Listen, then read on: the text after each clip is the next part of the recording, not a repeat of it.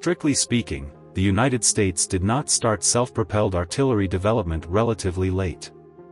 Although there was little research in this area during World War I, they began development using the purchased French Renault FT-17 light tank after the war, resulting in the early self-propelled artillery. However, this type of self-propelled artillery had weak technological foundations and a small chassis, which made its combat capabilities worrisome.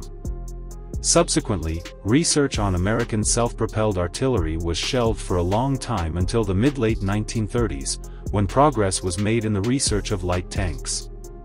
The T18 self-propelled howitzer was one of the results. In 1935, the United States began equipping the M2 light tank, and soon began to experiment with the idea of building self-propelled artillery based on this tank's chassis. The initial attempts involved mounting a 47mm gun on the M2A1 chassis, which seemed to be developing towards a tank destroyer, with armor-piercing capability as an important indicator.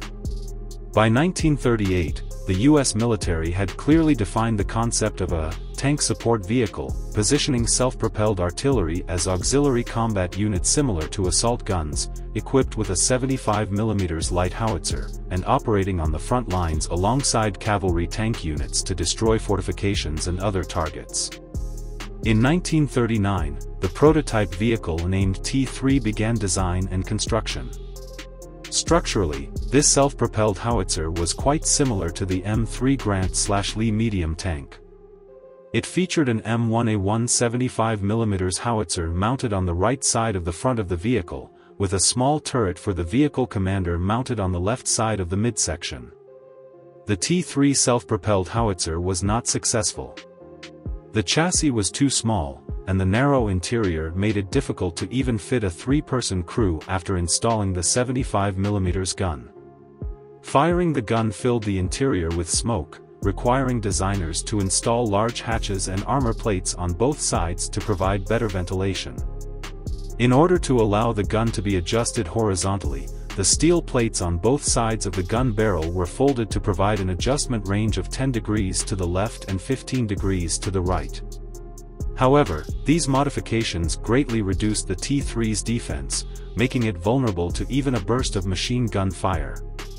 In addition to the armor protection issue, the cramped space of the T3 also affected the operation of the gun.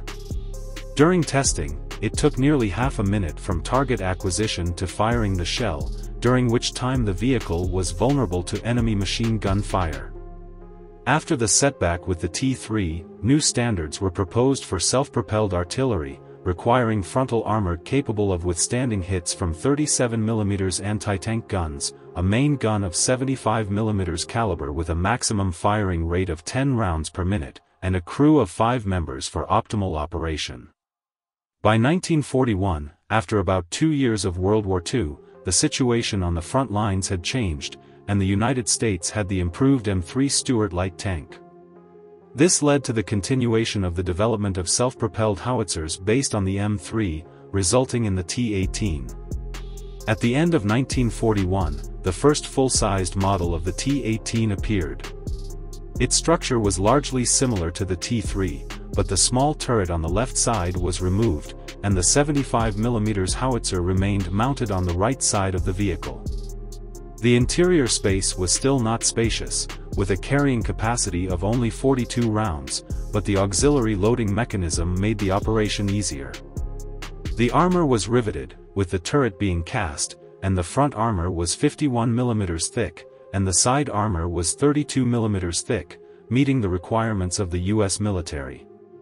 The power system of the original chassis remained unchanged, but the addition of the 75mm howitzer increased the overall weight to 13.5 tons, limiting maneuverability to a certain extent. The maximum speed on the road was 56 km per hour. The T-18 met the requirements of the U.S. military, but this standard quickly became outdated on the battlefields of Europe and North Africa during World War II. The 75mm self-propelled howitzer was proven to be insufficient, prompting the military to seek to increase the caliber to 105mm. However, due to a shortage of armored weapons, the U.S. military had to deploy a large number of 75mm self-propelled howitzers to the battlefield, but not the T18. Instead, a few months later, another model, the M8 with a rotating turret, was introduced. As for the T18, its research was terminated in April 1942.